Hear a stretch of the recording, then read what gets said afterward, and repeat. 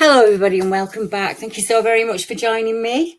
Many of the members of BBR will already know of Mike and his werewolf journals, but as I've just been explaining, we've got so many new members now from the podcast and Twitter and all of the other social media sites that we're going to have a recap on Mike's werewolf journals.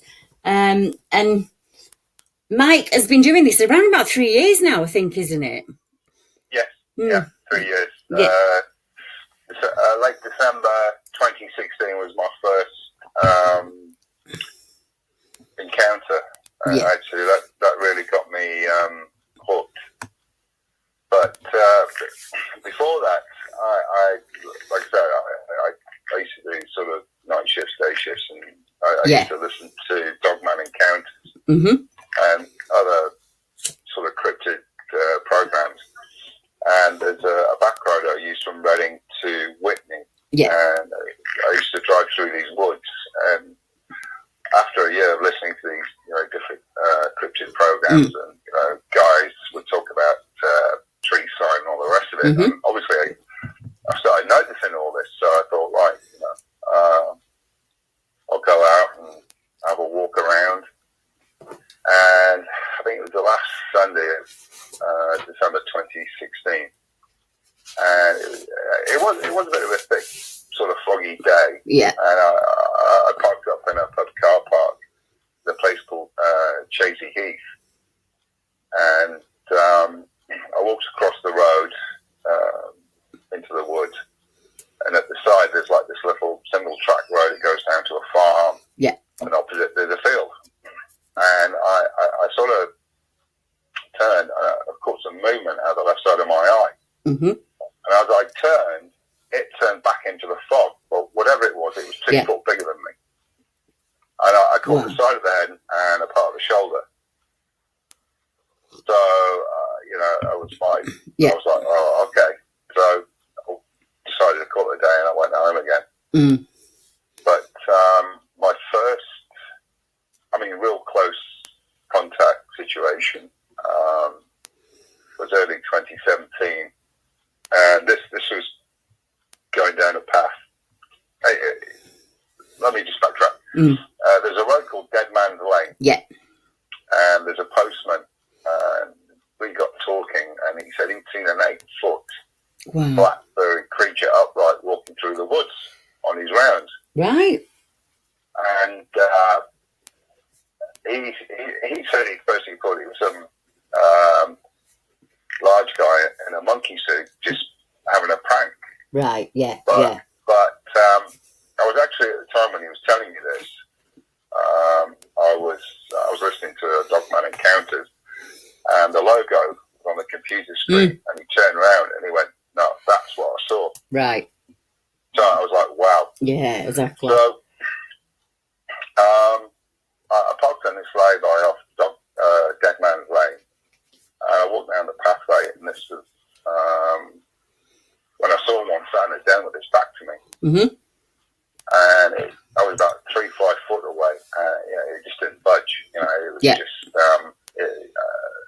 it couldn't care less if I was there. Met you with disdain. So I thought, right, okay. Got in the car, went home. Went back the following Sunday to the same location, and it was in the same den, and this time it was lying on its side. Right. And he must have heard me coming, but because he did like this lazy shuffle with his legs, trying to push itself around this tree stump out of line of sight. But the real, the first time that I really was paralysed with fear was the 12th of February, which was a Sunday morning. And it was between 9:30 and 10 o'clock. And I sort of parked up further down the road. And I found some dens. Yeah. And there's a steel gate. And there's about 50 metres of open shrub. And then you into the tree line, then you into the wood. And I walked just past the gate, and literally right in front of me, one came out from the undergrowth right in front of me. And it was jet black, and it just seemed to sort of glide. It was low to the ground. Yeah. I was just rooted. I was just absolutely pooing my pants. Okay, yeah. It went up on two legs very quickly, and it turned left and went into the wood. Right. But at the same time, there was one to my left chasing a pheasant, and it caught it, and I could hear the crunching of bones. Oh, yeah. And then there was one across the road in the wood behind me, and it barked, and it was just so loud. And that sort of brought me out of my fear. So yeah. I ran back to the car, got back in, and I sort of waited 10 minutes, got back out, and I took about 6-7 photographs very quickly, got back in and drove off. And sometime after, I was looking at them, and I noticed in 3 of them, there was like this large, black object coming from my right. Yeah. And in 3 of them, it was getting closer and closer. So I think the one that had come out in front of me had doubled back and come round to my right. Yes. Was making, and just to sort of see what I was up to. Yeah. Yeah, I've heard of that behaviour before, that circumventing you, where you see them in front of you and they slink, go around, and then they can follow you or shadow you then from behind. I'm actually showing the photograph on screen now as we're speaking, because you sent it to me, if you remember. It was, as I say, we've known each other quite a long time now.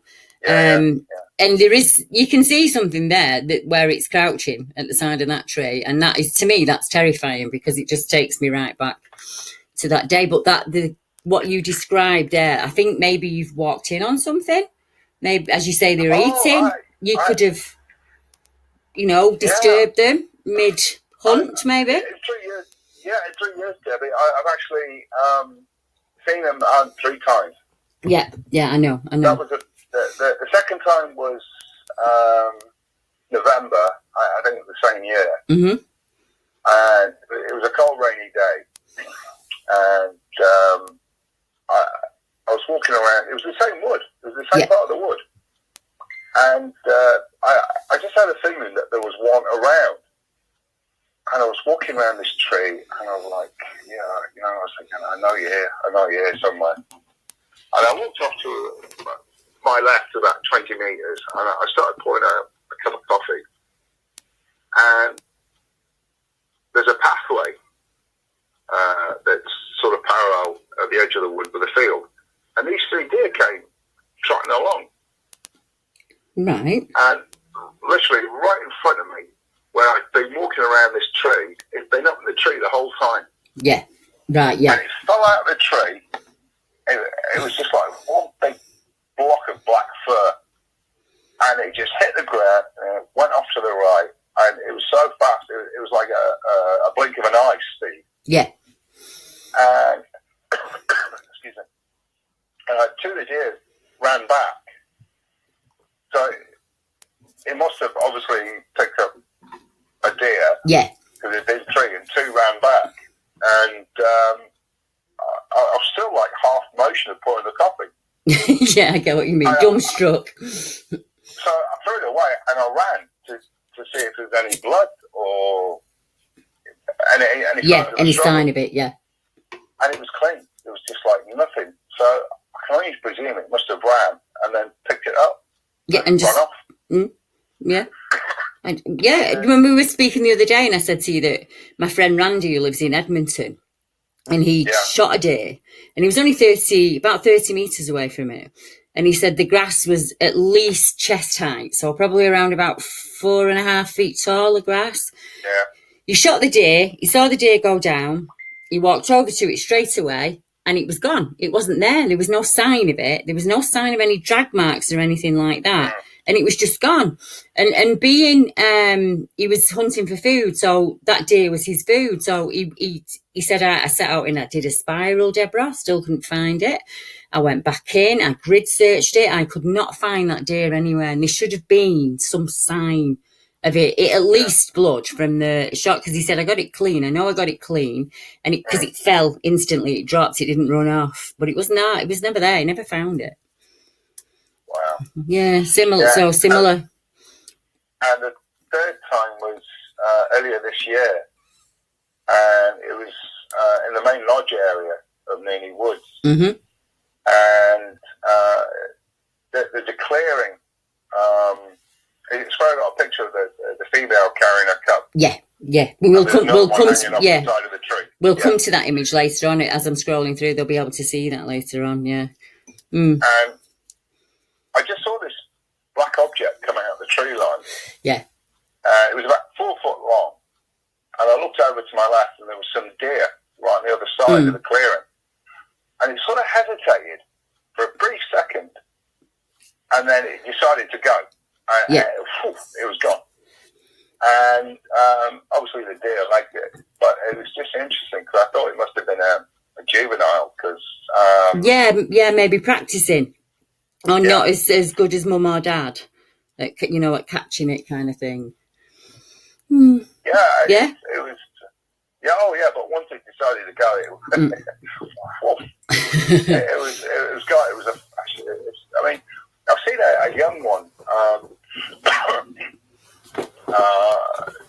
This was I think the summer of 2018. Yeah. And I was in what I call Zone 2 of Mooney Woods. Mm-hmm. I was just sat down having a coffee and a sandwich, and I saw this young one running in between the trees. When you see these footballers, they train to run in between the cones. Yeah, slalom. Like that. It was running in between the trees. It just, excuse me. It was so fast. My head just, when you watch a Formula One racing car go by, you just like your head, turns, and it was like, oh my Lord, speed on that thing. See, more people must be seeing them, because when you talk about the speed of them moving through the trees, so many of those reports are reported as jinn or paranormal or shadow men, this really quick moving movement of speed. Some people even feel the energy of it as it passes them, because it's moving that fast and that quickly, and you tend to only ever catch it out of your peripheral vision at first, and obviously as you get used to you being around, then you get more and more face-to-face encounters, as you know. But in the beginning, it's these I always sometimes wonder, if the sightings are not accidental, it's the person themselves that is supposed to see what they're seeing, and B, is it, I don't really know the right words for it.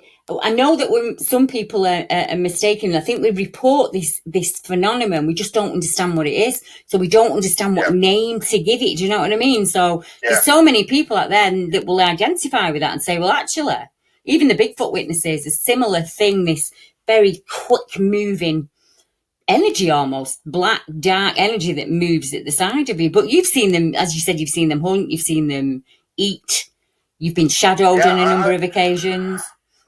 I've seen wild men up there in 3 years on 5 occasions. And I think February, March 2018, I came across 2, and again, I was just sat down having a sandwich and a cuppa. And about maybe 50, 60 metres off to my right, there was one out down. Mm-hmm. But the thing was, it was, it was definitely what it was, but it just seemed to be sort of hazy. Yeah. And I waved to it, and it turned its head to the right. I looked over to the left, or its right, it would have been my left. Yeah. And there was another one stood against a tree. Right. And I thought, all right. So I got up, and I started waving, and they just gone. They just both liked it. Just disappeared. Yeah. And the other time was again in Zone 2, and I was up there sort of 5:45 Saturday morning. I think it was June, July time. Mm-hmm. And you get kids. When you get the iron railing fences and they run a stick along. Running. Yeah. Well, there was this. One of these guys was doing that with the trees, just walking along the pathway, just click, click, click, click. And I shouted up, "Oi!" I went, "Morning!" And it looked up it just went off to the right into the woods on the other side of this path. Mm-hmm.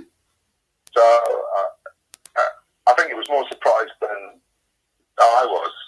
I'm a little surprised because that's why I'm speechless at the moment, because I have a gentleman that contacted me, and when he was a younger lad, he was coming home and he was making that exact same noise. He was running along the fence with a stick and making that noise, and that's when he saw the creature. And he described it as a dogman type creature. Nothing, it wasn't Bigfoot Wildman or anything, it was a dogman. Yeah. And he went home and his dad kind of said, oh, it's in your mind, it's a dark night, it's late. And he said it never left me. The fear of it never, ever left me. And he it was just that when he said that he made this exact noise. Maybe that's something that they do. Yeah, absolutely. I think with the werewolves, I've only ever, maybe once or twice where I've had like a tree knock. Yeah. But that was to get my attention to look over here and take a picture because its head's above the bush. Mm-hmm. And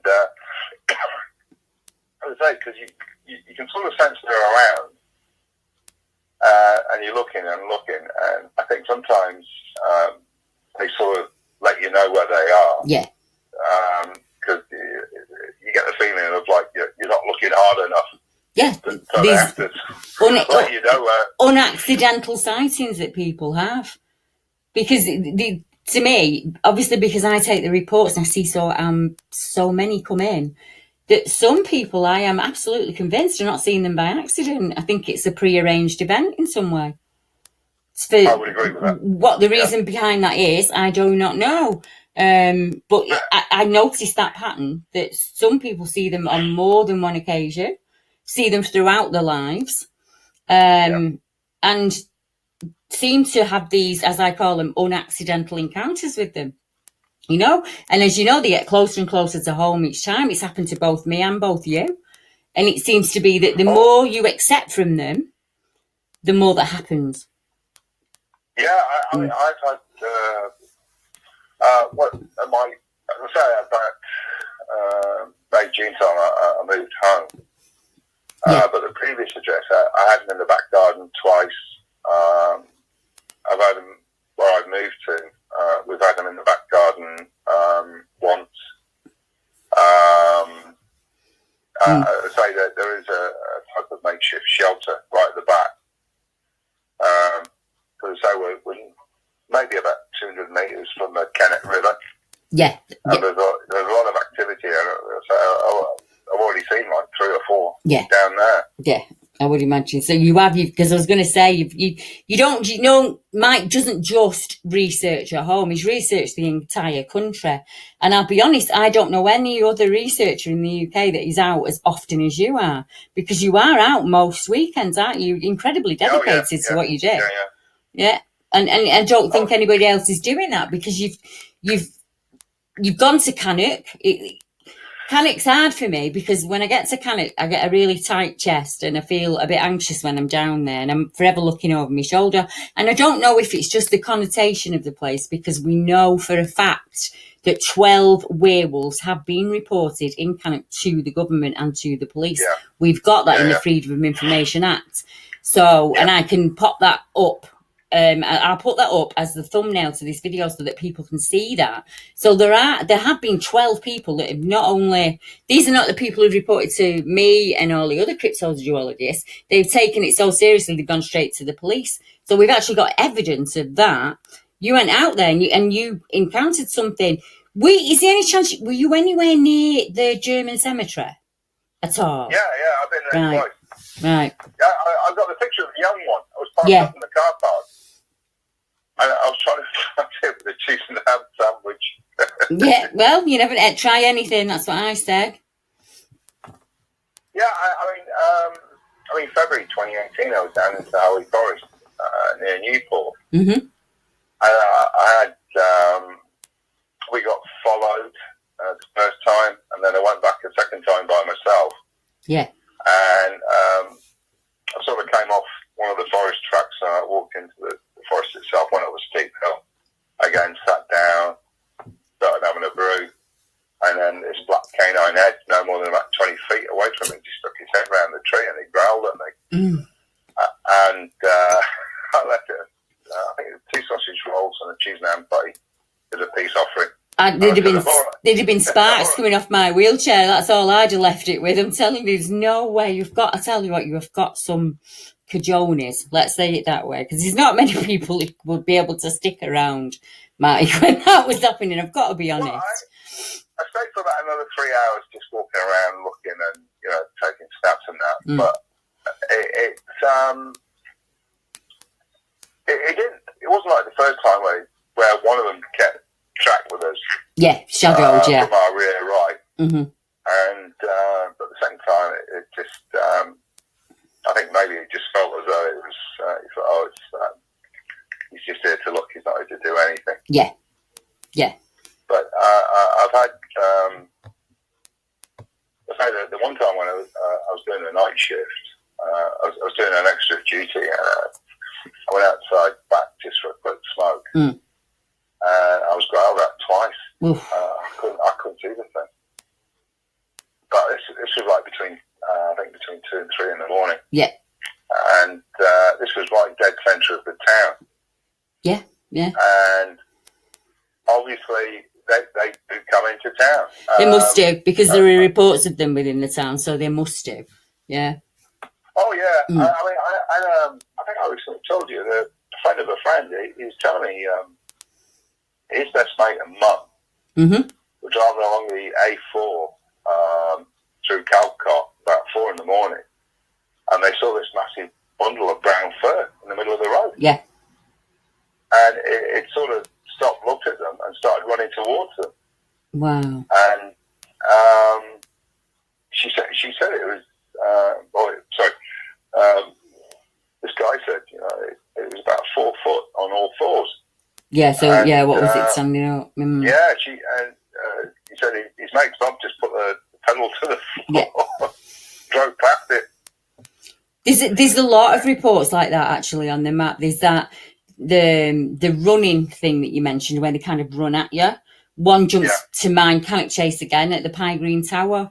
And that gentleman said that it was down on all fours like an ape. It was clearly a dog-like creature, had a snout, and it was down on all fours. And when it made eye contact with him, it ran at him. And he felt that he was doing that to chase him away, because that's exactly what he did. He legged it and he was out there. But the shadowing comes up consistently, regardless of what people report it as. Some people just report the growl or the shadowing behaviour, because they don't always get eye contact onto what's doing the shadowing and what's growling. And those reports are all across the UK, all across the world. Everywhere you look, there are reports of this feeling of being shadowed within the wood, or, as you say, right up into towns, and this growl or snarl. Some people describe it as this snarling growl. Yeah. I've had like a nasal snort, when someone's blowing out. Yeah. And that's when I was taking pictures of the cub in his den, what I call Fluffy. Yes. And I don't know if it was a guardian or a parent, but she was stood right at the back of the den in the tree line, looking over me. And I was sort of giving the cub, what was it? Was it smoky bacon? Yeah, I was going to say, wasn't it smoky bacon? Yeah.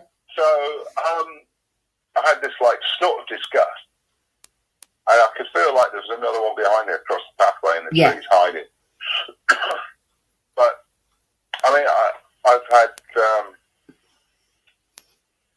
It's only a couple of weeks ago I got another picture of a very. It must be a newborn because it's so small. China. With its mother. And then obviously the big one from December 2018. So, I mean, obviously I can walk around there when there's young. I have seen young cubs. I've seen juveniles. Well, we have to think that they have to mate. If they're not dimensional, or they're not dimensional land, flesh and blood, they have to mate. So there's got to be a family groups, or at least young and much smaller cubs and things like that. That might be one of the reasons that the accounts kind of die off during the winter. Maybe, because they must give birth. If they are of this earth, then they would have to breed, wouldn't they? I mean, I'm not coming down and saying they are of this earth. I'm saying if they are of this earth, then they would have to breed. I mean, I think we've had this discussion before, where they go to some other woods. Yeah. Or subterranean. Like there was always like one or two that stayed behind. And then this year, actually noticed about March, April that there was a couple of new dens, and then I found 2-3 old dens that had been refurbished. Yeah, reused. Yeah. So I kind of thought it's like the males come back first, and then the females come back a couple of months later, give birth. They very well could be. I mean, because we just don't know, do we? We've never been able to study a family group, and that would be amazing if we could do that. If we could journal the entire what's happening, because I know nothing about the dogmen creatures, only what's reported to me. So I can only go off what the witnesses tell me. I don't have any personal interactions with them myself. Well, I didn't until I started going around and visiting the barrows, but that's for another. Because as I asked you before about the pet cemetery, I have this theory myself, just by looking at the areas where they come in the UK, that these dogman and canid creatures seem to be being seen around our modern cemeteries, but also ancient religion's the wrong word, but areas that we thought were important millennia ago, so like Stonehenge, standing stones, but mostly ancient burial mounds that have kind of been built on or disrespected within some way, like the dark and deep tunnels.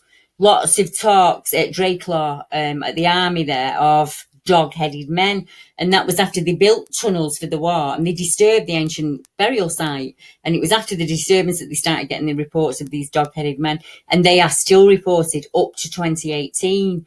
So I wonder if there's a connection in some way, and I'm sure some of the viewers could let us know on that one, but I am absolutely convinced that there's something to do with our burial grounds, whether they are guardians of them, whether they're attracted to the energy of them. I really don't know, and that's what I'm hoping by me and you talking about it now, that I might actually learn something, because I'd love to be able to pass that on to other people. Oh yeah, I mean there are. I mean there was a Neolithic settlement here in Reading, right? Somewhere near Reading, and certainly there's Bronze Age. That makes sense. Then, artifacts have been found, and we got Aria Benton, which is probably about 13 miles to the north of here, which is nothing, in all honesty. That distance is nothing. I would imagine they have to, sometimes they have to travel that distance between woods at some places in the UK. This is a curious thing. I mean, I think Newley Woods is some sort of, I call it the lodge area. Right. It's some kind of residential training area where they can raise young, train them to hunt. Is that the feeling you get from there? Yeah. I saw one cub or a juvenile about 4 foot, and it was practicing trying to sort of make itself invisible. Oh, cloaking, right? Yeah, I get you. Yeah. I think I sent you a picture of that. Yeah. It is on here actually somewhere as I'm scrolling through. Could you imagine? It's just so sweet. I mean, I know that might have just come all over all female, but that is really sweet. The idea of him having to practice. Oh, that's lovely. So,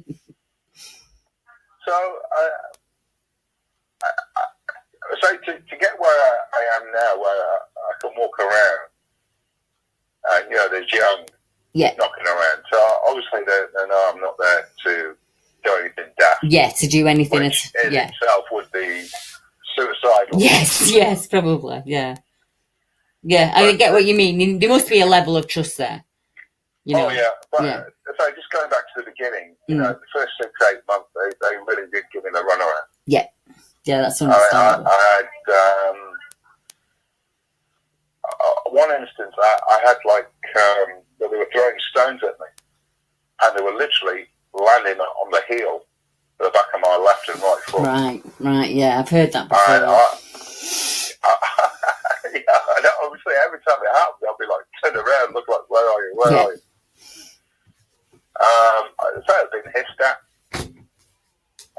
Yeah.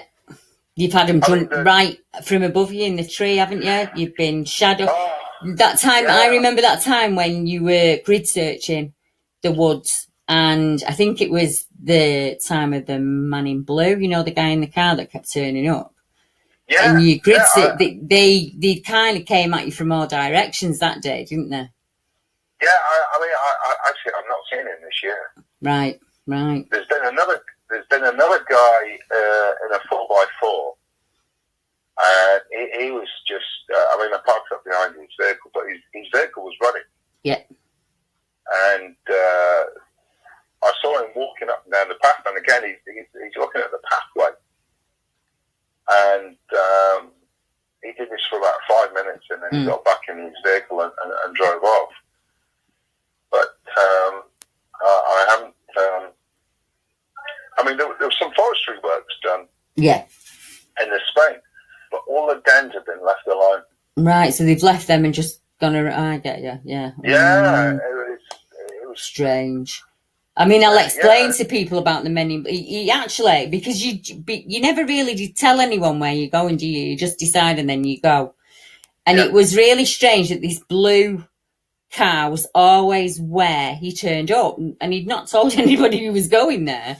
But so it was either like the cleverest dog walker in the world that always seemed to be in the same area that you were in. And I think maybe the reason you've stopped seeing him is because you did make a point of going up to the car and having a look inside, and you may have been noticed doing that. So you wouldn't be the first person to report to me that when they are out researching that they are very strange cars and gentlemen in those areas, even down to very strange phone calls on phones that nobody has the number for. So there is, there is some kind of government. Well, there's got to be, haven't there? If Staffordshire have reported 12, that's one county in the UK.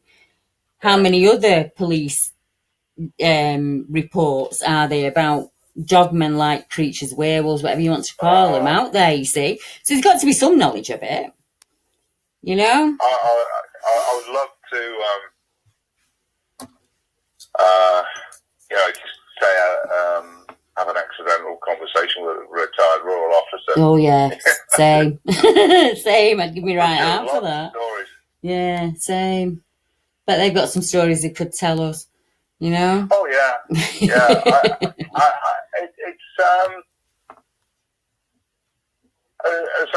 I'll tell you about, I do have a relative that works for a council. Yeah. Up in Cheshire. So he was the one that told me about the ISPIS database. Yeah. And all that sort of thing. And part of his job was monitoring the population of the big cats. Yes. Yeah.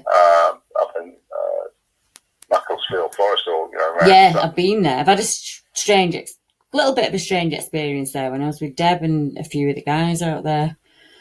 Macclesfield Forest. It has a strange feeling to it. So sorry, I didn't mean to jump in. It's just because I know of a weird dogman account from down there, and there's lots of missing sheep in the area, isn't there? And sheep kills and all kinds of strange stuff going down there in the Macclesfield Forest. Well, it was last September. I was having a conversation with him, and he drew me to an incident at a farm at Sutton. There was a newspaper article in Macclesfield newspaper. I was up there about a week later. So the whole area. I mean, there was a couple of signs out on the moors, and the police did say they were looking for a large canine of unknown identity. Origin. Yeah. And so I drove up there. I walked the area, and I couldn't find anything. There was nothing. It was just like someone had gone along with a Hoover and just cleaned everything up. Yeah. Just. When the day we met, it was incredibly foggy. Well, it always is actually up there. It's really misty because it's quite high up. So the mist wasn't up much further than the top of the tree. So it was quite an atmospheric day. And what we didn't realise when we arranged the meet was it's actually uphill, like a mountain uphill. So I couldn't do it. I had to stay down at the bottom. But I was really interested in going into the very deep valleys down there, but we didn't do that. We headed up, and I felt kind of pulled to the valley, I'll be honest. But I left it because it wasn't my day for doing that. And Glenn, GPE, and Kaz sat with me at the bottom, and the other group went up right to the very, very top. And one of the strange things that happens, if you live in an area like mine, you get used to the noise of farm animals when a very large dog or a predator is around, because you get idiots that let the dogs off the lead. And as they were coming down, none of them had dogs or anything like that. And the sheep clearly hadn't reacted to them because they'd already passed the sheep to go up. But suddenly they let off this racket, and I said, is there any dog walkers up there? And because it annoyed me, to be honest. I thought, it's lambing season, you shouldn't have your dog off the lead, it's just not on, and that, it really annoyed me. And the guys came down and they said, no, there's no dog walkers up there at all, Debbie. But those sheep clearly reacted to a predator of some kind, because they balled themselves up in the farthest field, which would have been about 10 to 2, the direction of 10 to 2 on the clock, much, much further away from wherever they were at the beginning of it, which was about 10 past 2 on the clock. So it's just a thing that stood out to me when you said Macclesfield Forest. And I don't think we've got anyone researching there, to be honest. I don't think I've got any members. I mean, there are members a drive away from there, but not actually anyone in the area, unless you're out there and you want to join, get in touch. Because you don't mind meeting up with people and taking them out and showing them, do you, at all? Oh, no. I mean, actually, you know, I mean, one surprising thing when, you know, when people inquire or I'm talking, I say, oh, yeah, by the way, I go looking for werewolves, sort of thing, and they go, oh, yeah, all right. The eye roll. You know, I've never had much ridicule. Yeah. I've had to like 2 or 3, and it's sort of like, well, do you want to come to the woods with me? Yeah. And that's it. They stop and walk away and never bother me. I would imagine so, yeah. When I show them a photograph, then the attitude changes. Mm-hmm. You know, and I say my work colleague, you know, she had one at Long Cross in June 2010. Yes. And obviously I went up there a few months back, and but I will drive anywhere where I think, you know, that looks good, that looks really good territory. Yeah, that's what me and Mark do. Yeah, exactly. Yeah, I've been up to Scotland, South Wales. Yeah, I was going to say Wales, Scotland, at least. Yeah. You've been all over the UK. Oh yeah. I mean, I'll drive. I'll get up at like 3-4 in the morning. Yeah. I'm quite happy to do like 200-300 miles to get there. Spend 2-3 hours looking around and do the return journey back. That's it. So if there's anyone out there that's interested in joining Mike at any area, and you have a feeling for it, or you've seen something down there that fits in with what Mike's researching, get in touch with me, debbiehatswell@gmail.com, and I can pass your email over to Mike and you can have a chat with him about it. Because I'm sure there are going to be people out there that would be really interested in doing that. Yeah? Believe me, the more the merrier, because I think there's a ton of people out there. I do. I've got to agree. I do. I know there's a lot of Brits that are really interested because of the stuff that they've heard from America, and they're quite shocked when they hear that it's happening here as well. And you just think, well, why wouldn't it be? If we're talking either not flesh and blood, or flesh and blood and dimensional in one, or if they're coming from portals, shouldn't matter what country that you live in. If they are of an extraterrestrial nature, it shouldn't matter what country you're in. They should be all around the world, and the reports are all around the world. You mentioned Belize earlier. There are reports there, of dogman-like creatures. They're everywhere when you actually start digging. They have a smaller version. Yeah. But like Argentina, Brazil. Yeah, exactly. Yeah, there are reports there because I've mapped them. I've took them myself and I've mapped them, and they've been there for forever. I mean, the reports in the Victorian newspapers are about them. I've got reports of dogmen in Germany, Sweden, Norway. I'm trying to think. France. I took an account only this month, and I'm sure she won't mind me mentioning it. A young lady that saw one in Jura in France. She saw one when she was much younger, and she said it was crouched on the path. and it just looked at her, made eye contact with her, and it went a little bit like for me. But then she saw it later on, and she had a friend with her, and a friend's a medium, so she wanted to take her to the area to see if a friend could pick up anything. But the friend had the sighting the second time, not the lady in question. But I've not released that one yet, but I am going to do in the next couple of weeks. But it just shows you how many countries are making these reports.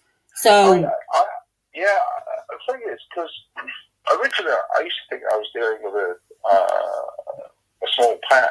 Yeah. And so last year I had 12 individual sightings, contact, close-up situations. And as I say, my first endeavours to go out at night weren't exactly...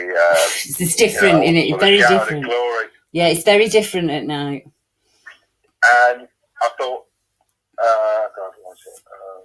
August time, I thought, right, now I'm going to go camping out. Because I felt confident enough that I could camp out in the main lodge area. They know who I am. Obviously, they know my scent, all the rest of it. Yeah, the night belongs to them, though, Mike. I had a situation that it never happened to me before. So when I got there, about 8 o'clock, so I thought I'd pitch 10 about after 9. But when I got there was 9 of them waiting for me. Oh. See, once you get to dusk, things change in the woods. You find until dusk, but then it changes. So I never had a situation where they were all there waiting for me. So I spent an hour. Obviously, I left them some treats. And I went to another area. And I parked up. And this time there was 4 of them walking off my left in single file. And they just stopped and they were looking at me. I was like, I've had 13 in one night. And yet last year I saw 12. In a year. And this is when I realised, I thought, I'm not dealing with over a dozen. I think I'm doing between 20 and 30. My bedroom door's just opened on its own. I didn't mean to say that then, but you just really spooked me that my bedroom door's just opened on its own. Sorry for jumping in. Me and the missus went up to Scotland in June. Loch Marben. So we went up to this farm, Tappet Hen Wood, and this is where we found some tracks that belonged to a family group. Yeah. And we had to climb over. We met the owner of the farm. She was a wonderful lady, and she gave us permission, and we climbed over. So she went cycling off, and it was a beautiful, clear, sunny day, and we climbed over these 3 steel gates, walked across the field into the woods. Anyway, so we came back and we climbed over the 3 gates again. And we made sure that they were locked and secured. Yeah. Because obviously there were sheep in the field. Anyway, so we sat in the car, doors open, just having a cuppa, and the 3rd gate nearest to us just swung open. On its own. And me and the missus just like looking at each other. Oh, okay. So I got out and I closed the gate. I shook it just to make sure it was secure. But that was, that was one of those moments where you think, oh, right, okay. A little bit like the night when you saw all of them. I mean, I interrupted you then. Obviously, people will want to know more about that. We have to touch on the tricky side of things now, because there are missing people in the areas of the sightings, and we have to say that. And for all that you have been amongst them many, many times, I think it's not the same for some people. I think some people see them once and they disappear. And I've got to be honest when I say that, because that's kind of... Well, we can't blame them in particular, but there is something out there that seems to be this. We were talking about the other night, me and you, these bodies that are turning up, normally males, and it says no suspicious circumstances at all. Or you seem to get these disappearances or vanishing people within the areas. And then when you look to the fact that some people are reporting missing time, and strange craft and strange light. And all of that phenomena are included in just the one area. Even if we just say Cannock Chase, for instance, just to give an example, there is such a wide spectrum of phenomena that we have to look at the missing people and the people that could be being taken or attacked. And I'm not trying to panic anybody here. I'm just saying it's a side of the argument we very rarely touch on because people are a little bit don't want to do it. They don't want to speak about the subject, but that's the kind of thing that I do. I want to poke at it and see if there's any meat to the substance of, is there a connection between the cryptid reports and the missing and endangered, normally men, in all honesty. Yeah, I mean, if they sort of say like the USA, I mean, obviously, you know, I think a lot of people would take this as a given. You know, yeah, consider exactly. them Yeah, 411, or people being attacked by large canines out there. Mm-hmm. And I think a lot of people would sort of say, "Oh, yeah, I can believe that." Yeah, but obviously, we're an island nation.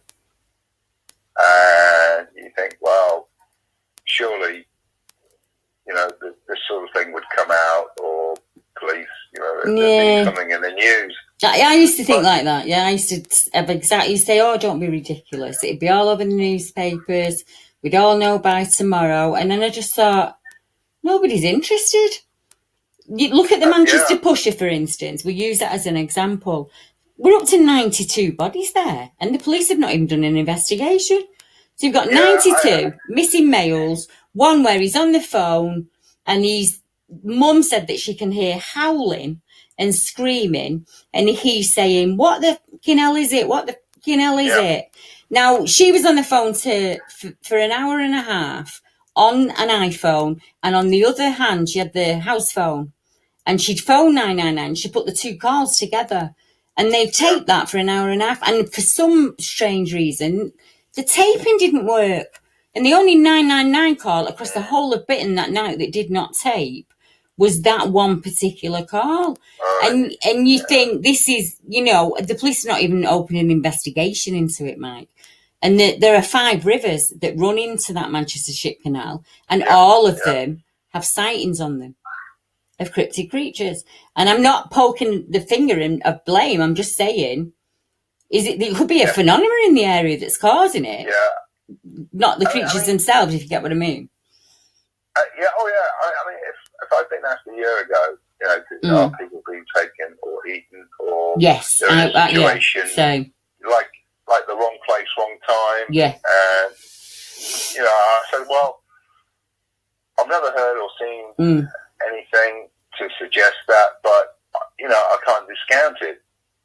But exactly, yeah. In the last 6 months, obviously, you know, my network, some people we can't give too much away on that, can we? But let's say that some things are being investigated by a group of us over a number of months, and it is starting to show a little bit of a pattern. I mean, I would say now, yes, people have been attacked and maybe taken. I mean, I think I sent you a link to an article from I think the Edinburgh Times. Yes, where people missing or found in Scotland. And they had body parts of 300 people from 1957. Yeah, but no suspicious circumstances. Yeah. Yeah, I was just shocked. And there's an article in the Independent, I think, from a couple of years ago, and they were saying from 1996 or the mid-90s, there are 16,000 people in England that are physically missing, and they can't find a trace. And that they had 1,000 bodies still unidentified from the same period. It's frightening, isn't it? It's absolutely frightening, because people say, "Oh, the UK is really small. You can't go missing in the UK." Well, people do. And unlike, as I explained to my friends from America and Canada, and it's not the same for us, I think we're used to it. We have CCTV everywhere.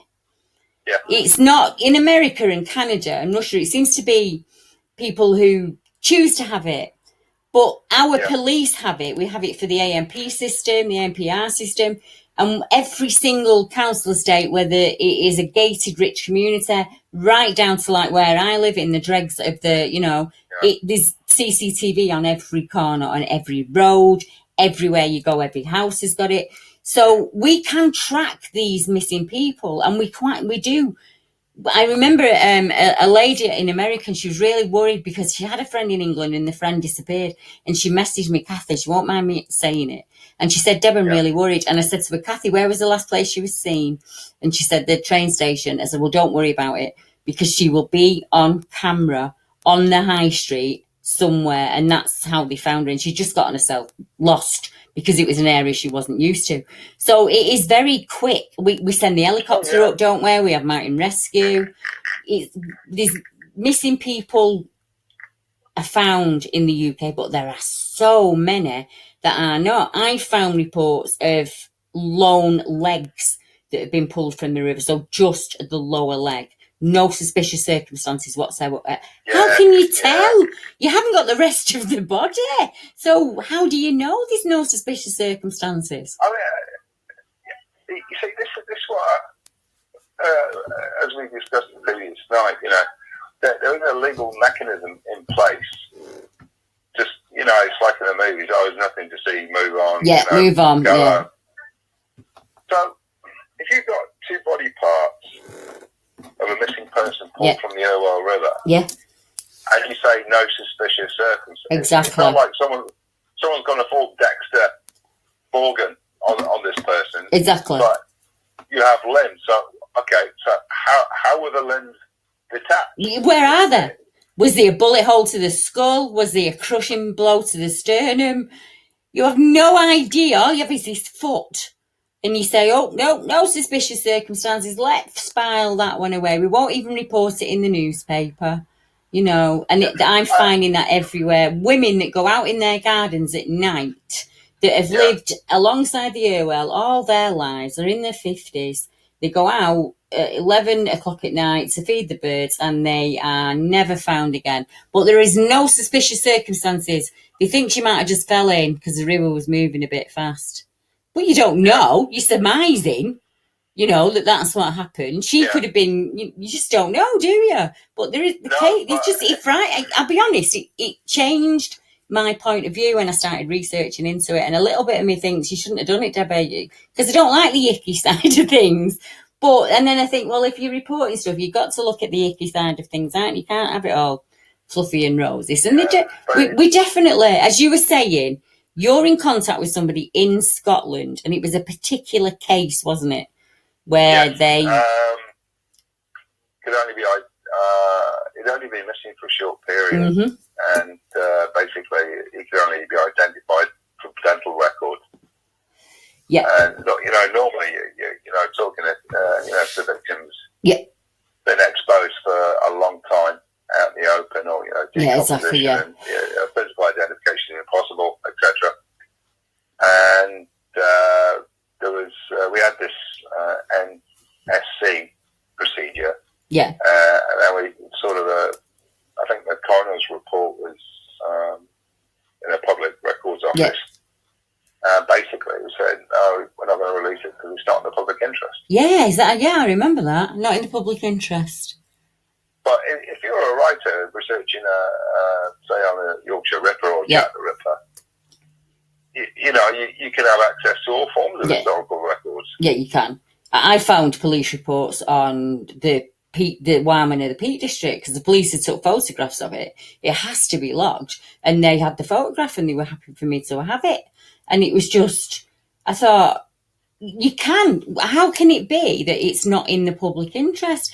A, why have they gone missing? Yeah. B, how were they found? What forensically could you tell from what you found? What was the area like that they were found in? There's a lot there that's in the public interest, isn't there? Even if it's just a murderer. If that body was murdered, then it's in the public interest to know that because there's a murderer running around out there. You don't want to be walking your dog at night on a field when, that's really strange to me, that might. I mean, the biggest question, because I think a lot of people would go, okay, it's no suspicious circumstances, it's all right. Yeah, I would imagine in a large majority of them. But yeah, how did an arm and a leg detach itself from the torso? Yeah, exactly that. And what, as I say, what was the torso like that's gone missing? Where's it gone? Exactly. You know. Yeah, it's absolutely mental when you look at it. I had a look at the rivers in the UK, and you can throw a penny.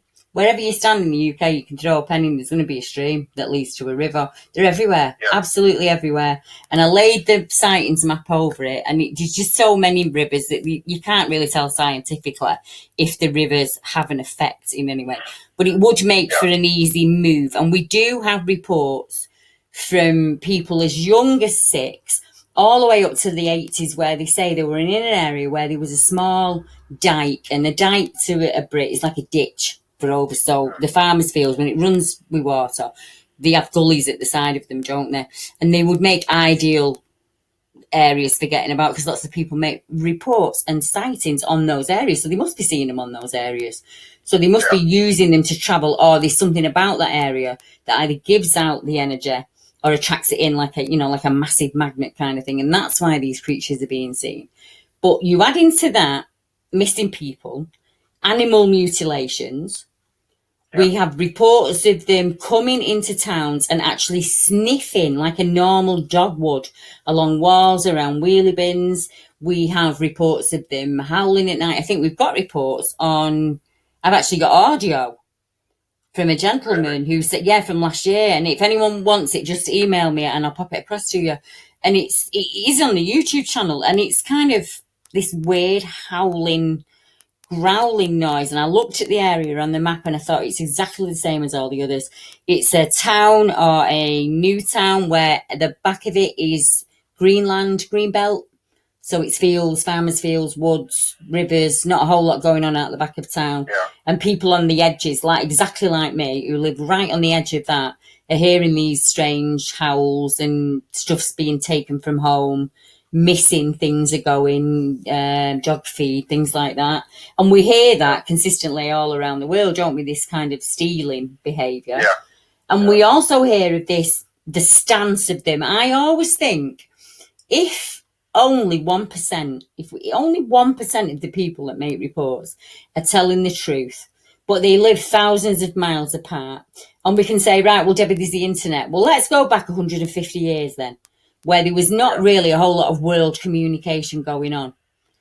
How come every single country in the world has a tale of a wolf-like or canid-like, either deity, creature, whatever word you want to put it, go all the way back to the beginning of time, and there was a canine god? Every single country in the world had one, including us. So Ron is the god of the woods. He's sometimes seen as a dog, sometimes with stag horns on his head, and anyone who's using to whip her out witchcraft would know that. And it's just exactly the same. The god Anubis. I'm struggling at the minute trying to think of them because it wasn't something I prepared. Or even if you said nursery rhymes, you know that tale of do not go into the woods. You go into the woods, you will be taken or you'll be eaten. That's everywhere across the world, isn't it? I found it in Dorset, and they call them mud maids. I found it in Wales, and the history of werewolves in Wales goes right back. Same with Ireland. There's so many werewolf reports back in history in Ireland and Wales, and I find that strange because more so than England, and I have to explain to the Americans, England is made up of England, Scotland, Ireland and Wales. That's why we call the UK. And in Ireland and Wales, which is more to the north west, you have a long history of dog-headed men, dogs, this going from the shape of a human into a dog. Do you remember the case, I think it was you who told it me, where the guy was jogging in the woods? And I think we called it, at one point we thought he was a man, and then the next thing there was a dog there. And that kind of report back in history, but I think back then they called them shucks. And shucks, they had a different name for them. Devil dogs and doom dogs and padfoots and all that kind of thing. They're interweaved within our history. And it just seems that in 2019, we should be talking about them because people are still seeing them. My last report was Thetford 4 weeks ago. So that's how up to date that these snarls and growls and quick running figures in the woods and actual face to face seeing a werewolf is being. I hate that word. It's not the right word for them, is it? Werewolves. What is the right word for them? That's all part of the connotation, isn't it? Well, I think werewolf. Obviously, wer in Saxon means man. Yeah. So it's like man-wolf, like wife actually means woman. I like that better. Man-wolf, that's a better name for them. But I use the term great wolf. Yeah. Because I suppose they are, for part of the lupus family. Yeah. I suppose I would call them Canis lupus magna, the great wolf. That is actually. I actually pinched that, or I got the inspiration from a North American dogman video where the guys that sat there and they're discussing, and they were sort of saying, well, the term dogman, it does seem like a bit of a slur. Yeah, there's a connotation to it, isn't there? Yeah, I'm the same. I don't like it. But if it's the top of the wolf family. Yeah. Really, but obviously with a werewolf, obviously you think Long Chaney or the Wolf Man. Yeah, I was going to say Hammer House of Horror, and you instantly go to that, don't you? And then there's because we've not discussed yet, like the genetic engineering that could be at play. It could be something that's come down the Denisovian line and is canid in origin, but it could also be a manipulated human or a manipulated form of DNA. Whether that be by an extraterrestrial source or a human source.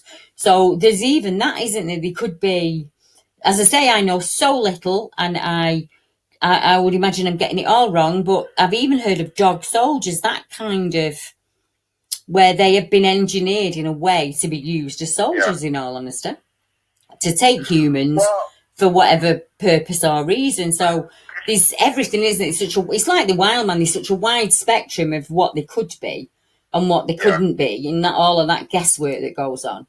But it's somebody out there might have the answer. They might have that little. You've spoken about something tonight. I'm sure they did. I'm sure they work in a government department. Yeah. But I have no idea where their origins are. I know. Obviously, you have to go into a lot of native laws. North American Indian, they have like the skinwalkers and Shuka-Wadikin. I think they've been around a long time. Yeah, I do. Like the wild man. Ancient. I think there's something that has survived the test of time and history. But all I can say is they're there, they're physical, they're real. Yeah. They have, like wild man, they have a particular set of skills. Yeah, abilities. Not to quote the film Taken, but they do come with a box full of tricks. Yeah, I would imagine so. How they got those, I don't know, but they do. They can somehow absorb or bend light. Yes, refract light in a way. Yeah. And they can sort of be 1 minute they're there, 1 minute they're gone. I call it ghosting. Right. I've got about 4 or 5 pictures of them in that sort of particular mode. Yeah. The last one I got was actually I think it was Sunday, and it was in the main lodge area. I just heard something coming through the bushes. I turned to my right. I just thought, oh, you're over there. Right. Sneaky bugger. I took a picture, and this is why I always stick with a camera on a mobile phone, because you always get a thick black outline of the shape. Yeah. It seems to stand out, and I've tried to use a normal camera, and it just doesn't pick them up. Nothing appears. I don't know what it's to do with the electromagnetic frequency they use, or how they can sort of manipulate a frequency. Yeah, they very well could be that. It could be down to geomagnetic energy. It could very simply be that they have the ability to manipulate that or use that in some way. There are actual accounts of wild man doing exactly that, to move from one area to another in almost what we would call orbing at supersonic speed, and it's because that they can manipulate or bend, whatever word's correct, the geomagnetic energy of the earth. And you remember we found a lot of ground sticks. We've both found them in our research areas, these kind of thigh-high sticks rammed into the ground. Well, when you test them out, if you do a bit of dowsing or you're into your ley lines, those sticks are in the nodes along the ley. So that, to me, suggests tapping into energy for some reason. I'm not sure what that reason is, but it could very well be the geomagnetic. All animals pick up on it, even us. Yeah. I still think the best example for a werewolf being in Ghostbed is that video from Brazil, where there's a CCTV camera inside, like a cafe or a barber shop. Right. There's a couple of guys, and you see this dog walk in front, and then behind it, upright, there's an upright canine, almost invisible, but you can just make out the outline. Wow. And it's stalking the dog. And I think that was like, was it something like 20 most terrifying things caught on video. Oh, yeah, I think you sent it me. I remember that. Yeah, yeah. Yeah, I'll find it and I'll put a link to it in the video for anybody that wants to go and have a look at it. I think it was number 3. Yeah. On the list. It looked like Predator, like the thing in Predator. Yeah. Mm. I think that's the best video example, comes to mind to sort of say, well, there is at least video proof of what they can do. We've got reports of that in the UK, that glimmering, cloaking. Yeah. Mm. The witnesses speak about it. And we don't know, do we? We don't know if it's ability or if it's, like you say, they can reflect the light in some way. They have the ability to do that. Do you remember when you said about the small one and you watched it practicing? Yeah, tell me a little bit about that, because we might find some clues in that as to how they actually go about doing it. Yeah, because it was a really, really bright, sunny day. It was, I think, June 28th, last year, I think. And again, I was down in what I call Zone 2, where there is, on one side of the water, wildman activity. But I was at, like, this cross junction. I looked over to my right, and the trees, the wood ended, and there's an open field, and then the sun was just blazing in, and there was like something backed up against a tree, and I was looking and looking, because normally one of the tails, the darker the shadow or the blackest black you've ever seen, normally an indication that they're there, and there was like this leg sticking out. I was like, what's that? And then it kind of moved, and then I took some pictures, and it was probably about 30 feet from me, and it was sort of like coming in and out, in and out. And at the same time, I never realised there was a full-size adult literally right stood in front of me. I only noticed that later. I think this thing was about 12 foot tall, but it was. Bloody hell. That was ghosted. So it obviously, it was keeping a very close watch on me. Yeah, see what you were doing. Obviously, I was just so fascinated by watching this thing, trying to do what it did. But obviously, it's something they have to practice. It's something, it's like learning to walk. Yeah, muscle memory, yeah. You know, it's... it's like learning to speak, isn't it? You have to learn to communicate. It's something that you have to learn, Makes sense. But it's something, obviously, they're born with, and it's a natural capability, but it's something... It's life or death, isn't it? I would imagine it's life or death. It's a skill that keeps you alive. People often say to me, if the British Bigfoot is flesh and blood, how are they so elusive? And I say, because maybe they learn it from the minute that they're out. Maybe it's a passed down skill. on how to avoid humans. Same as the Amazon tribes. You don't find them, they find you. Because that's how they live. And then if you go into looking at the Amazon tribes, they leave a lot of stick, structure and sign when they're out hunting or when they're moving from one area to another, so that other members of the tribe can find that and find them. And we seem to find those same things out in the woods. So I always try and think of them, whether it be the man wolf, whether it be the wild man, as kind of a tribe, their own kind of tribe, and things might start to make sense a little bit more for you, because you think the little ones will pick it up because it's the adults do it without thinking. And monkey see, monkey do, as you say. Babies imitate the mums and the dads and the brothers and the sisters, and that's how they learn. And it might be the same for them. There is talk that on both sides, the wildman side and the wolfman side, that they have kind of the females band together, and you have like aunties and sisters that will be there with the young while mum goes off and hunts, and the males seem to only come around when something needs guarding, or there's mating to be done or whatever, that kind of thing. It seems to be both of them seems to be a very female kind of matriarchal society, where the females decide when they breed and the females decide what the males do, kind of thing. Because you hear that consistently. For anyone can hear the beeping, I'm really sorry.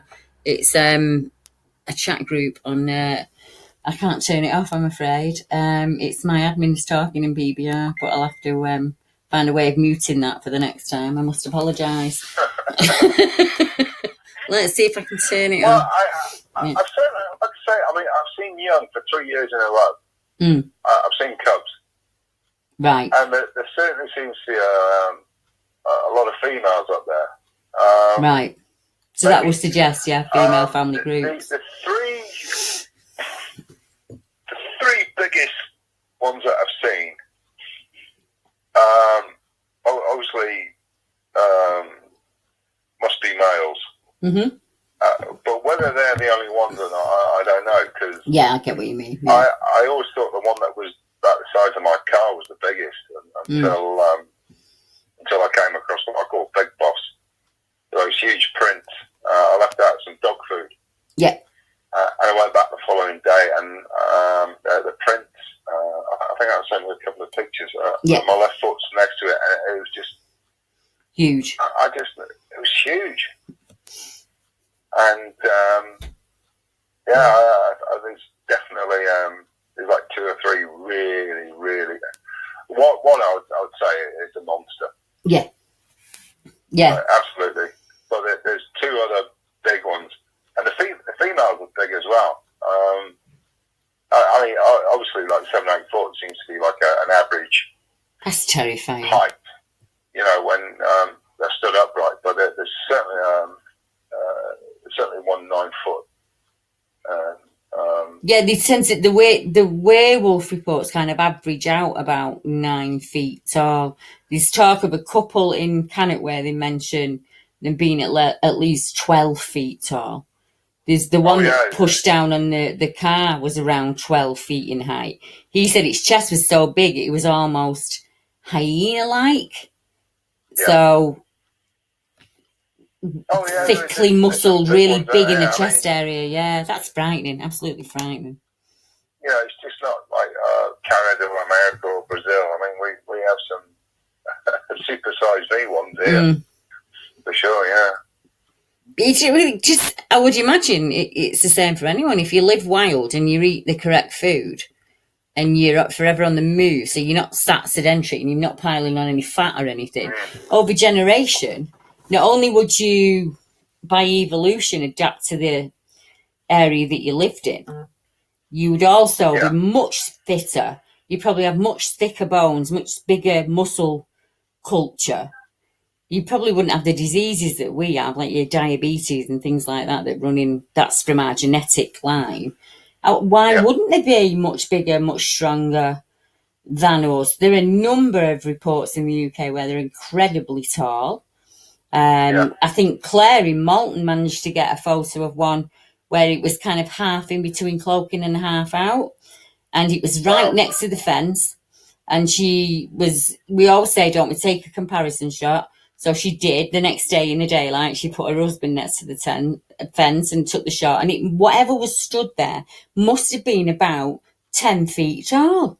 It was absolutely huge. It had that typical Sasquatch chronicle shape that you see on the exactly like that, much bigger than her husband in both width and height. And you think, what on earth could you mistake that for? What would be stood there that, she only took the photograph by impulse, as you say. Sometimes you feel prompted to do that, and she did. She felt prompted to do that. And when people say, oh well, it's in Yorkshire, it's right on the town, actually, in all honesty, the next thing to it is a huge bacon factory, and I know, and a dump where they dump all the food from the supermarkets it's not used. It's right on the river. It's only 10 steps from the river where the photograph was taken. Yeah. And that river can take you anywhere across Yorkshire or up the northeast. So why not? Really? You've got you've got the Hull werewolf, the Wolf of Barston drain below you. Yeah. And then you've got the northeast werewolf reports that go right back to the Flixton werewolf, which is Victorian times. And way beyond that, you've got the Hexham wolf head, where archaeologists actually dug up a grave. And there was a dog-headed man skeleton within that grave, and there's actual photographs of it if you Google it. And there are a number of accounts of that in the UK, dog-headed men skeletons. Yeah, I think it was at Liston Abbey in Suffolk. Yeah. 2014, the archaeological dig there. Mm-hmm. I know one or two, there's been a couple of articles trying to downplay it or just sort of say, oh, it's just like a big hound. Yeah. I mean... But I think in the article it actually says, if it stood upright, it'd be 7 foot tall. Exactly. That's a huge hound, isn't it? Absolutely. It's like a pony. The amount of times I hear the words, it was the size of a horse, but it looked like a dog. It was this really big thing, and it was the size of a pony, but it looked like a dog. And as I've mentioned a number of times, when I went down to Cannock, when we stayed at the farm, I said, actually, I saw something on my land, and it looked like a pony, but it had the face of a greyhound, and it was absolutely thick and muscular and very, very dark.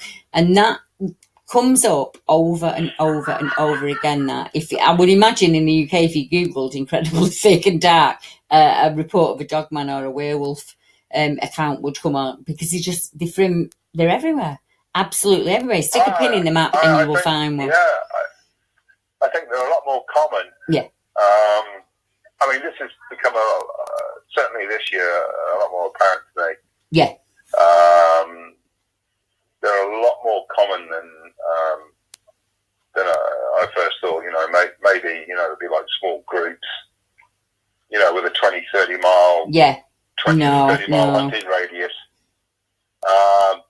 But certainly, when I keep going back to my research patch, the more I see because there's no big leap forward in this research. It's just like one step at a time, one really small step. You're always learning and learning. But every time I've gone back to my own patch, I just suddenly realise, there's a lot more. Yeah, there is. And after that Friday night experience, between 8 and 9 in the evening, it's like 13, and yet last year I physically saw 12. Yeah, it's ramping up, isn't it? Clearly, the activity is ramping up. Do you think maybe you disturbed them that night? Do you know what? When I went to the location to the area where I was going to pitch the tent, as I say, they were sat there waiting for me. Right. They knew I'd be there. Yeah. But this, the ones that I saw later, the 4 that were walking in file, Indian style, to me it seemed like they were what we used to say in the army. You meet at the RV point at XY hours. Exactly. So yeah. The rendezvous point. So it's like an assembly point. Yep. So they're coming in from different directions. And Yeah. it seems to be the feeling I got was like they were meeting up. Yeah. Yeah. But the 9 that I saw were waiting for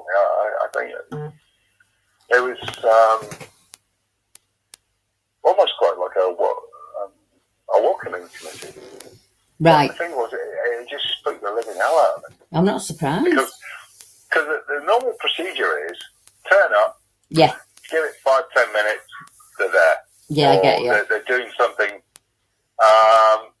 I mean, I just rattle the packet on a sausage roll. I get you.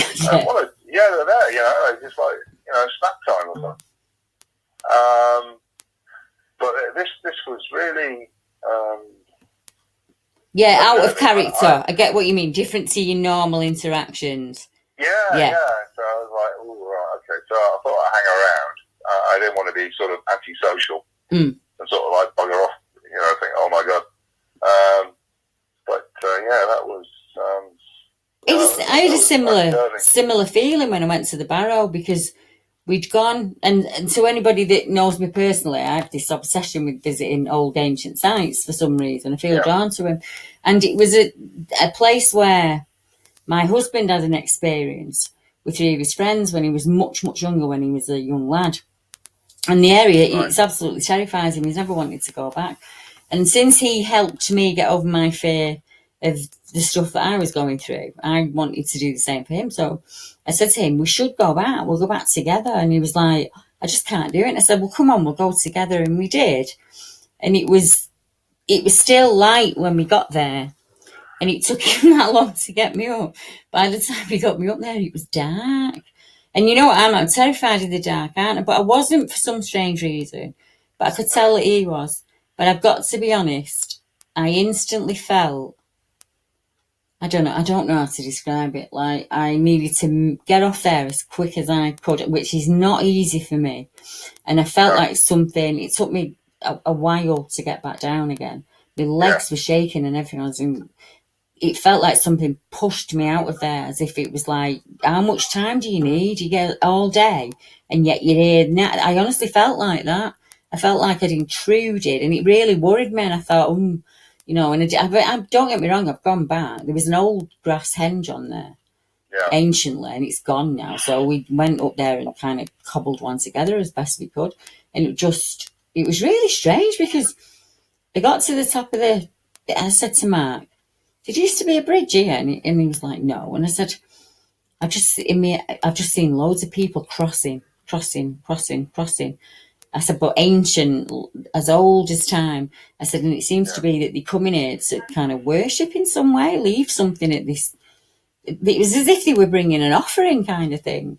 So when we went back and looked through the historical records, it said that there was an actual grass henge down there. So it would have been an area so it could be an ancient burial site.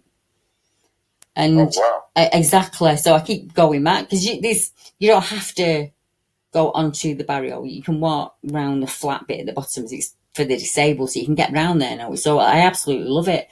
So I'm there a lot. I feel very drawn to the place. But that night I didn't. I felt like I'd really overstepped the mark.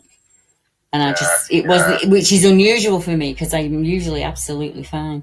And I normally if an area's off, I normally get a feeling for that before I even get there, and none of that. And it was right out of nowhere. It was as if something rushed right to the back of me really quickly and was just like, move. But without the words, but it felt like this move. And it was awful. I couldn't wait to get away from there. Absolutely. And I just think, maybe you did the wrong thing, girl. You probably went at the wrong time and you've intruded, and that's, but as you say, it was a welcoming committee for you. But I know, I know so many people, Ian, that go, Ian, sorry about that, Mike. I don't know why I apologize. I'm looking at my phone book because my phone's going as I'm seeing names coming up, and that's why I said Ian. I've got about 27 messages on my phone. But yes, sorry, Mike. It would seem that it's different for some people, isn't it? You're clearly very trusted, and you can come in and go out when you feel. But for others, it's not like that. I've got to be honest, it's not. It's terrifying for them. So it might be something about you, if you get what I mean. I think there's... I'll tell you, the first 6-8 months, they did give me the runaround, and I say there was a couple of times when I was absolutely, cacking it. Yeah. And, but otherwise, I know this is going to sound weird, but I actually have a love for them. I know what you mean. Yeah. And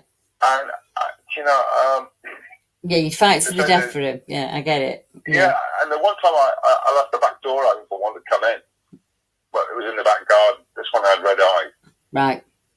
And I left the door open. It wouldn't budge. It wouldn't come in. But I know this sounds. Just say it. But I'd like to actually sort of bring one home. Right. If they're willing to volunteer a cub or a juvenile, I don't know. It's just a really. I get what I know. I understand it. I understand completely because I feel the same. It's like a respect, isn't it? For all you can fear them, you can respect them at the same time. They're incredibly powerful. Whether it's spirit that you're seeing, or like me, it's the dark shapes and things. For all that I fear it, I know that it's ancient and I kind of respect it in a way as well. But there is that within some people, the ability to stand up and say, no, I'm only prepared to put up with this much. You're not allowed to cross your boundaries with me and stuff like that. And I think that's just because I accept the things that happen around me. And you're exactly the same. So I understand it completely. I know a lot of people wouldn't, but they might do in a year's time or in 18 months' time, because it happens for people at different stages in their lives, doesn't it? You can, as you know, you can suddenly become interested and then the journey begins out of nowhere. Yeah, sometimes I can get the feeling that, especially on a weekend, because normally I'll try and head out sort of 10, 11 o'clock in the morning. But, sometimes it's, I just get the feeling that I have to be there at a certain time in the afternoon. Right. And sometimes some of my trips can last 30 minutes because I turn up and one or two will be out on parade. We go for the photo opportunity. Yeah. Or there's something there to be seen or watched or observed. Mm-hmm. I know. What used to take me an hour or more. Sometimes, the shortest time was 20 minutes. We do say, don't we, that if you have the interest, go to one place and just visit consistently over and over and over again. And don't go in stealthily, all dressed in camo and with your tech. Just go in as you are. Walk your dog, do whatever you want to do. And you've got more chance, I think, because we don't get a whole lot of reports from researchers. We get a whole lot of reports from dog walkers, mountain bikers, hikers, walkers, bird watchers. People are just out enjoying themselves. And I think maybe you've got this relaxed air because you're in your favourite place where you like being. I think it's exactly the same for everybody. And so I think it's easier in a way that because we're not out there in camo looking like a threat. There's no... I wore camo for 8.5 years, but I get what you mean as an outdoorsman. I meant, when people go in like stealth and they're hiding in the ghillie suit and they're trying to sneak up on something. I meant like that in camo. And it distracts me. I do wear, obviously, robust outdoor. Yes, I'm same. Yeah. But, trying to camouflage yourself from an animal that's got probably one of the most acute or keenest sense of smell. And hearing, and you just kind of think, well, it kind of defeats the point. Yeah, it does. It does. Paintball is fine. But it's, I think some states here where they go hunting, like say they wear these camo outfits and a ghillie suit, but they still have to wear a hiker's vest. Yeah, but I think they can't make their mind up. Do they want to be seen or not? That's not what I mean. It's just, because, obviously sometimes you hear about these sort of shooting accidents. Yeah, exactly. It is because of that. Exactly that, yeah. But we don't have a whole lot of a massive shooting community in the UK, do we? So, I think it's more like shotguns or Yeah, it really is. It's like two twos. It's more that kind of rabbits, partridge, pheasant, that kind of. There are people that take down deer and boar, but that's about your biggest takedown really is deer and boar. So I mean, I'd have had a camo wedding dress if it was allowed. I'm always in camo because I'm always in the woods somewhere, and it doesn't show dirt and it keeps you dry. And yeah, it's more the sneaking in. I've had people who've had terrible experiences, really bad experiences out there. But when you ask them what they did prior to the incident, they'll say, well, obviously we smoked up at the fire so we couldn't be smelled. You know, we rubbed ourselves in deer shit, in we went, we sneak in. And I'm thinking, oh my Lord, like you're going in like this army team and then you're wondering why you've had a really bad experience when you've been in there. You spoke before about stones being thrown and hitting the back of your heel. I've had stones thrown at me that land near to me, never hit me. But I've also got researchers out there who've been hit in the face with stones. And to me, if you get hit in the face with a stone, if that doesn't tell you to go home, there's not a whole lot I can do to save you. You need to write your telephone number on your arm for when they find your body parts. Because if something's throwing stones and hitting you in the face and you continue to go in, then you shouldn't be shocked that you chase back to the car. They were encircled. And they said that they knew that they were encircled instantly, in a second. They were just, they were around them. And I thought for an hour and a half, you pushed in past every warning sign. Yeah. In disguise, you know. Well, you have to be careful, don't you?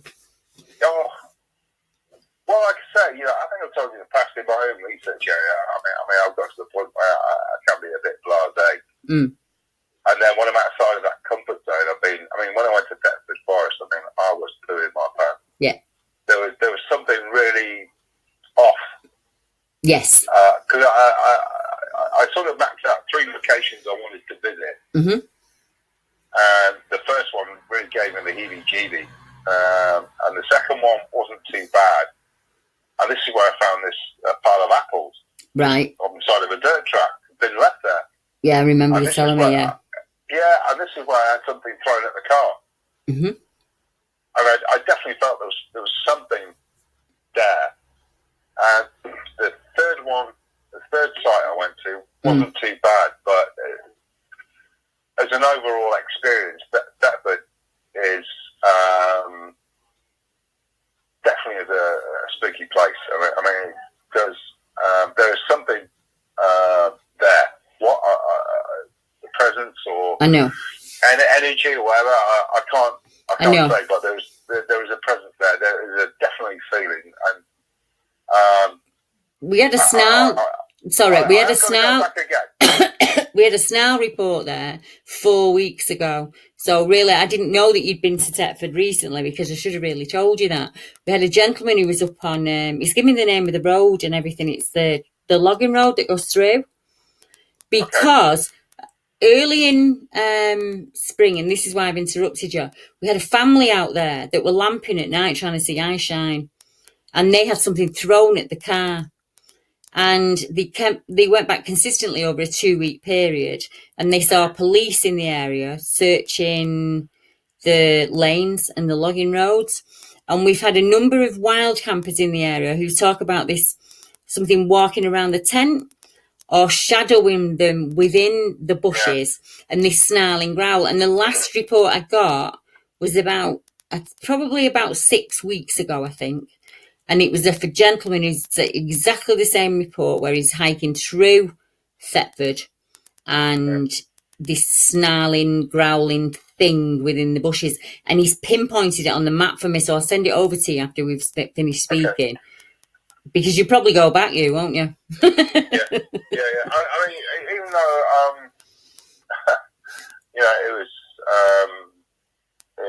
it was a spooky place. Yeah, I still go back. Yeah, a lot of people make that report. We've got in Thetford, it's been reported from about the 1920s, but they've used so many names, obviously. So you've got the Thetford bear. You've got the Thetford baboon, upright baboon. You've got the Thetford standing wolf. You've got like the dark, hairy, furry creature, because a lot of the reports are on the road that circumvents the forest. And I think that's because the witnesses are on that road. And they're seeing normally a creature that crosses from one side of the road to the other. And he's often described as skulking and being hunched or crouched in stance. The reports say that it goes from 2 legs to 4, down to 2 legs, down to 4, up and down, doing that kind of thing. And there is one very detailed report where they actually get out of the car and go and look where the creature was, and there's a kind of drag mark as if it's been dragging a deer or something away, and that's when they've seen it. And then you've got campers there that are being watched from the trees and actually see a dark hairy face within the trees. So for millennia you've had these weird paranormal reports, that's probably the wrong word, and then creature reports on top of it. And there is a lot of reports of people who don't want to go into the areas. A lot of dog reports where it says the dog didn't want to enter the area, or the dog acted really strange and couldn't get me out of there quickly enough. Lots of paranormal groups go down there as well because there's a strange energy down there. It's a funny place. It is. So it sort of gave me. I mean, I was there for 9 o'clock in the morning. Wow. I left Reading at about 4:30, 4:45. Yeah. And I spent till 1 o'clock going down there. It was. The first place I went to, that was something definitely off. And that was my second trip to Norfolk, but I definitely want to go back to, I think it's Foxwood. Right. That's a really interesting. I mean, they've got like footpath signs that say no enter area. Yeah, so it's posted. Natural wildlife interest sort of thing. Yeah. And then another sign will say can't go down there because of logging. And you look at it, and it's just like completely overgrown.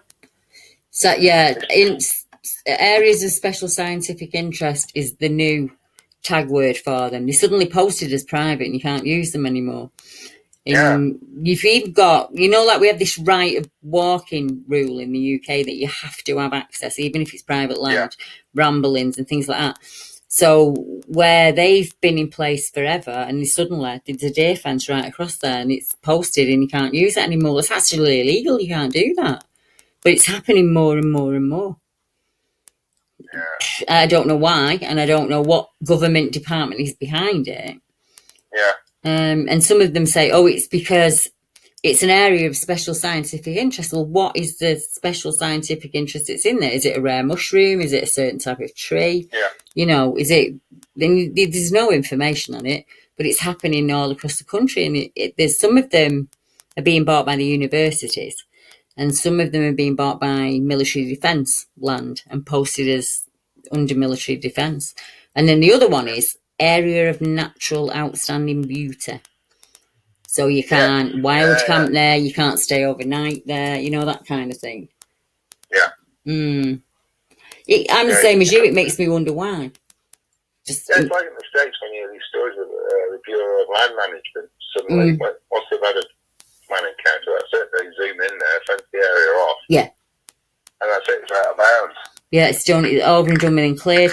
There's a account of that in the Sperring Mountains in Wales, and he said that there was clearly people in camo there with maps, and they kind of followed the creature downhill.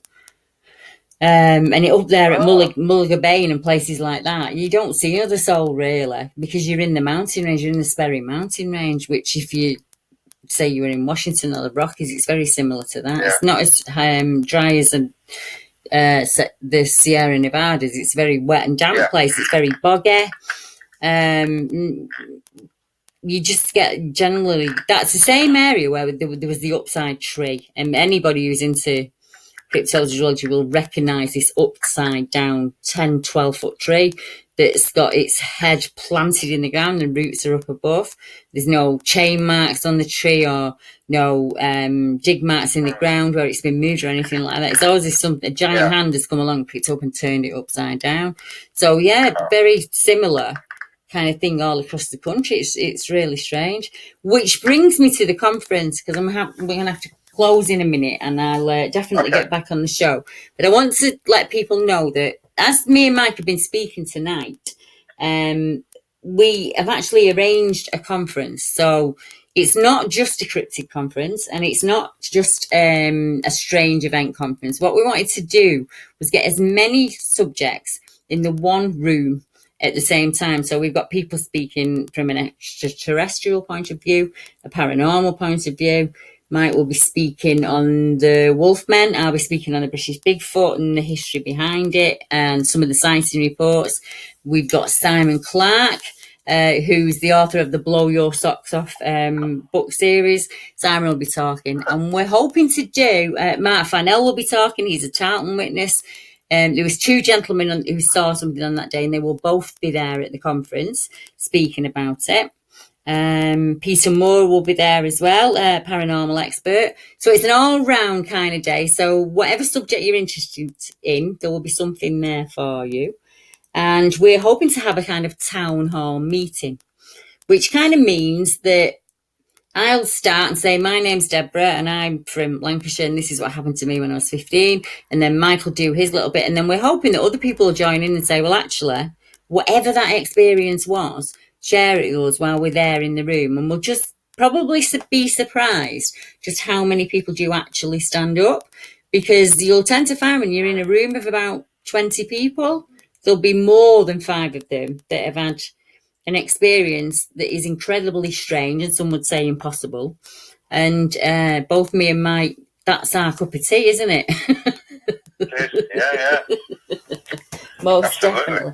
It will be in Leyland, and I will definitely be in touch and give you, it's not until May of next year, so I'll give you lots of notice, and when tickets go on sale and things like that, I'll let you all know. But I'm going to be interviewing the other speakers for the conference in the coming weeks, and we're definitely going to have Mike back, because we've only covered about half of it, haven't we, really? Yes. Yeah. Definitely. So I'm going to hang up for now with everybody, and I'm going to say good night. So thank you very much for joining me, and thank you to Mike for joining us, and I will definitely bring him back on. If you've got any questions for him, pop them in the comments below or pop them over to me an email, and I will make sure that we answer them on the next show. So good night, everybody.